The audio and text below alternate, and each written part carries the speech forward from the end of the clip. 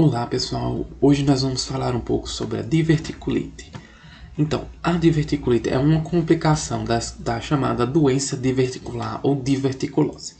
Essa doença diverticular ela é caracterizada pelo conjunto de múltiplos divertículos, principalmente localizado no colo, o intestino grosso.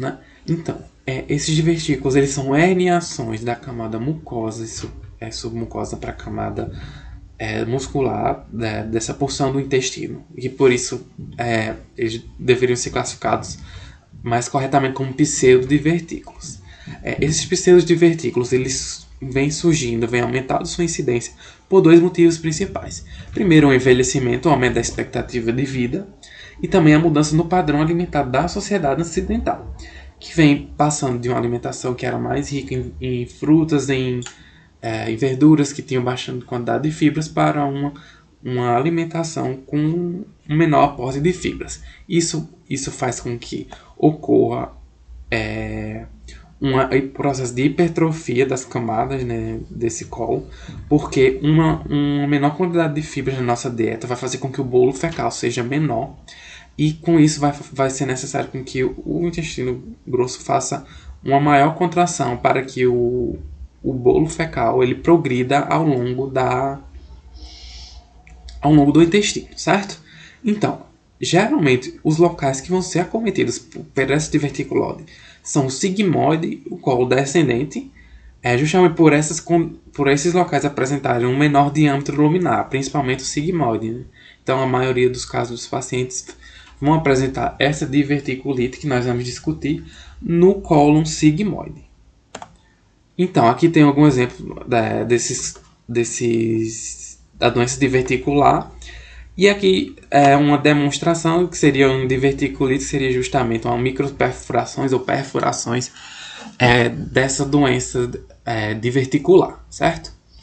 Então, as complicações da diverticulose, como eu falei, vai ter a diverticulite, que seria o resultado dessa infecção devido ao extravasamento de fezes desse divertículo perfurado. E outra complicação também bastante comum seriam as hemorragias digestivas baixas. No caso de hoje, nós vamos discutir um pouco sobre a diverticulite. Já passando para o quadro clínico dessa diverticulite, nós vamos ter geralmente um paciente que vai referir uma dor no quadrante inferior esquerdo do abdômen.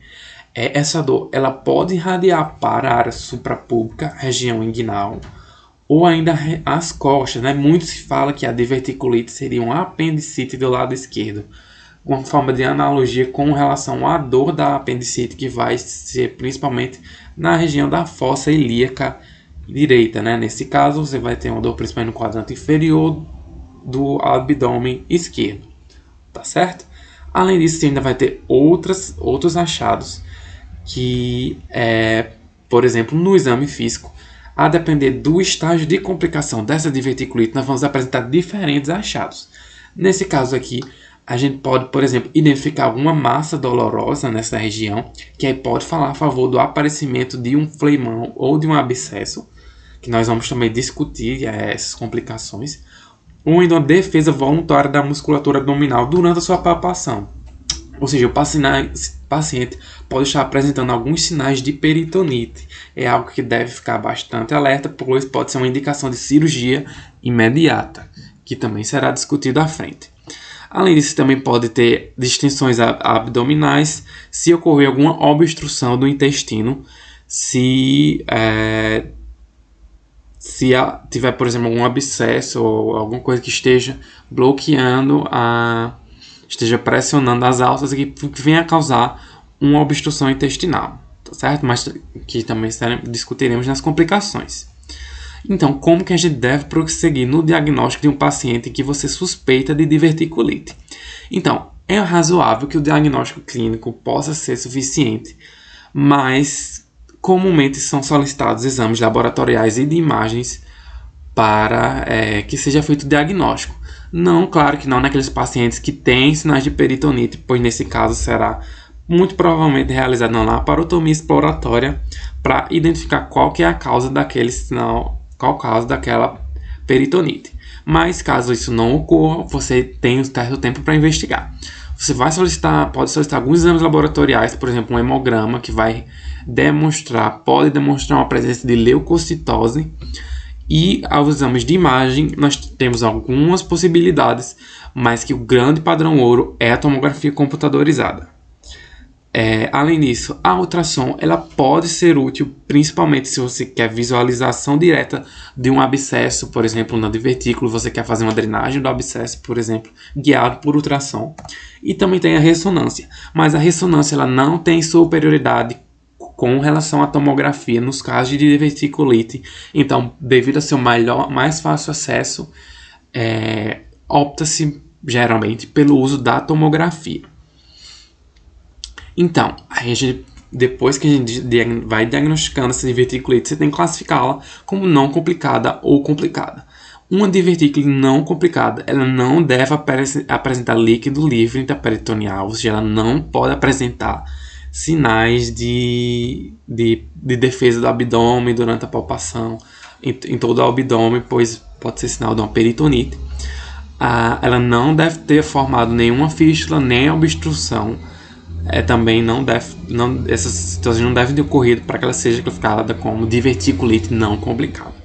Então, o tratamento dessa condição ele pode ser feito até mesmo ambulatorialmente se o paciente não tiver uma dor significativa, não for um paciente com múltiplas comorbidades, que você não precisa estar de olho 24 horas nessa pessoa. Nesses casos, se você vai fazer o tratamento ambulatorial, você vai prescrever para esse paciente antibiótico. Geralmente você pode fazer uma cobertura para grãos negativos com anaeróbio, né? Você pode utilizar um amoxiclave com o metronidazol ou um ciprofloxacino com o metronidazol, que pode ser feito ambulatorialmente. Além disso, com controle álgico, que é muito importante. Mas se o paciente tem uma dor significativa, tem múltiplas morbidades, você quer ficar mais de olho nesse paciente, você vai internar o paciente e vai iniciar antibiótico terapia. Também naquele esquema que eu falei de cobrir gram negativos com anaeróbios. Geralmente você pode fazer um ceftriaxona com metronidazol ou um ciprofloxacino com metronidazol, por exemplo. Para o controle álgico, uma coisa que a gente deve ficar bastante atento é o uso de morfina. A morfina ele não é recomendado, pois ela tem um aumento da pressão intracolônica, o que pode favorecer a complicação dessa diverticulite. Então, ficar atento, não utilizar morfina, mas a meperidina pode ser utilizada sim. Então, você pode fazer o controle álgico desse paciente com dipirona, paracetamol e a meperidina, por exemplo, em casos de dores mais fortes. Certo? Geralmente, esse paciente vai apresentar uma melhora acentuada após 48 horas de tratamento clínico em enfermaria com antibiótico terapia e analgesia. Após 3 a 6 semanas, a maioria das referências falam em 6 semanas, você precisa averiguar a presença desse divertículo e excluir a presença de câncer, principalmente por meio de uma realização de uma colonoscopia. Então, todo paciente que apresentou um episódio de uma diverticulite deve realizar essa colonoscopia após 3 a 6 semanas. Na maioria das referências, como eu falei, 6 semanas. Então, depois desse tratamento com antibiótico terapia, vem aquela pergunta: eu devo ou não abordar esse meu paciente eletivamente para sigmoidectomia, por exemplo, para a retirada da doença diverticular? Então, isso é um grande questionamento, existem várias discussões sobre esse assunto. Então, pois é visto que a recidiva é menor que 25% dos pacientes. Inclusive, até se fala que pacientes jovens, como vão ter uma expectativa de vida ainda muito grande, a chance de recidivas vai ser maior. Então, nesses casos, teoricamente, teria mais benefícios de ser realizada uma abordagem cirúrgica eletiva. Todavia, isso é bastante discutido e que o número de recorrências para realizar esse tratamento cirúrgico é muito relativo. Existem referências que recomendam após a segunda crise de diverticulite. Outras falam até em 4 crises de diverticulite, que depois dessas 4 crises, depois que o processo inflamatório é esfriado, obviamente, depois daquelas semanas que foi falado, é realizado o tratamento eletivo da diverticulose. Nesses casos, que, por exemplo, se a diverticulose no sigmoide é realizada a sigmoidectomia e a reconstrução do trânsito no mesmo ato operatório. Além disso também, em pacientes imunocomprometidos que tiveram crise de diverticulite, geralmente tende-se a realizar o tratamento cirúrgico devido as recidivas possam ser perigosas no termo de complicações e possam estar relacionadas com a maior morbidade desse paciente, caso venham a apresentar a diverticulite. Além disso, depois do paciente apresentar essa crise, é um sinal que ele apresenta doença diverticular. Então, as orientações dietéticas são bastante importantes. Como a vovó Juju já falava, mingau de aveia faz bem para o intestino, né? Então, você deve encorajar esse paciente a realizar o consumo de fibras, de alimentos contendo fibras, certo? Então, pode ser aventada a possibilidade de realizar um referenciamento para o profissional de nutrição, por exemplo. Já falando sobre algumas complicações da diverticulite, né? Aqui tem, por exemplo, um abscesso, que geralmente o paciente vai apresentar uma dor significativa maior. Você vai identificar essa massa dolorosa por meio do seu exame físico e também no exame de imagem, né? Então, abscessos que são maiores do que 2 a 4 centímetros, eles são drenados, né? Preferencialmente por via percutânea. Vai ser guiado pela tomografia ou pela ultrassonografia, tá certo? E depois das 6 semanas que foi realizada a drenagem desse abscesso, é feita a colectomia, né? Pois, como eu falei, se você espera o processo infeccioso esfriar, você vai evitar que seja feita a colostomia, né? Então, a reconstrução do trânsito é feita no mesmo intraoperatório. Então, como a gente começou a falar sobre a diverticulite complicada, existe o estadiamento de Rinchey, que são 4 estágios, né? Se a gente for vendo aqui, nesse estágio 1, a princípio fica com o time das clínica médica. Quando já vamos chegando aqui no estágio 3 e 4, já vai chegando para o time do pessoal da cirurgia geral, tá? Então, no estágio 1, das complicações, você tem esse abscesso pericólico mesentérico. No estágio 2, você já tem esse abscesso pélvico bloqueado. Nesses casos, você vai fazer aquela drenagem que eu falei. Mas quando chegamos aqui no estágio 3 e 4, que tem a peritonite generalizada ou tem uma peritonite difusa fecal, já é indicação para cirurgia imediata, tá, pessoal? Então, outras complicações que podem ocorrer é a fístula.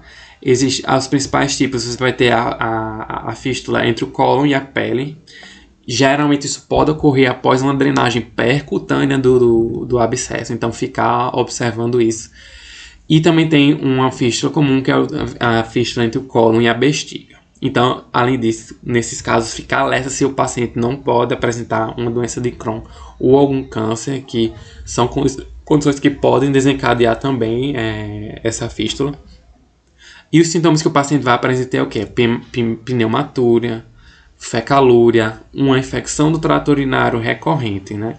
Então, como que eu diagnostico isso? Geralmente, além desses sinais clínicos, você pode identificar a presença de ar na bexiga do seu paciente, né? Como demonstrado aqui na imagem. O tratamento dessas fístulas, você vai, como eu falei, vai controlar a infecção, reduzir a inflamação, tratar com antibiótico. E depois disso você vai fazer a colonoscopia para você excluir Crohn e câncer e realizar o tratamento cirúrgico corretivo dessas fístulas, né, se indicado. E agora falando sobre peritonite generalizada. Nesses casos o paciente vai apresentar uma dor bem mais exacerbada do que nos outros casos que eu falei. Ele vai apresentar defesa abdominal durante seu exame físico, né? Então existem esses 2 mecanismos, como eu falei, que tem lá na escala de Rinchey também. Existe aquela em que vai ter uma cavidade peritoneal contaminada por fezes, e você também vai ter aquela em que foi uma rotura do abscesso, né? Que você vai ter uma contaminação de secreção purulenta no abdômen, né? Alguns sinais indiretos que você vai identificar, por exemplo, na radiografia, você vai ver ar livre intraperitoneal. Isso também o paciente pode acabar evoluindo para sinais de sepse generalizada, né? Então o paciente vai ficar comatoso, ele vai ficar séptico. Então, ficar atento nesses casos. Nos casos de peritonite generalizada, o tratamento é cirúrgico, tá? Vai se fazer a laparotomia como como eu falei, nesses casos, se é acometimento no sigmoide, é realizada a ressecção do cólon sigmoide, sigmoidectomia, né? É realizada uma colostomia nessa porção do intestino, que é chamada técnica de Hartmann, e após cerca de 10 semanas, ou geralmente 3 meses, é restabelecida, é feita a reconstrução do trânsito desse paciente, né? Retirada a bolsa de colostomia, né? Então, justamente no paciente que não é complicado e que tem indicação cirúrgica, você deve esperar o processo infeccioso esfriar para você evitar justamente que o paciente necessite ficar com a colostomia, tá certo? Outra complicação que a gente vê é a obstrução do intestino, que pode ocorrer nesses casos de que tem um abscesso, por exemplo. E o tratamento nesse caso vai ser o mesmo tratamento de obstrução, passagem de sonda nasogástrica, antibiótico terapia, drenagem percutânea e mais na frente se indicada a sigmoidectomia. Então, essa foi a aula, tá, pessoal? Essa aqui foi a minha referência, que foi tratada de cirurgia do septo.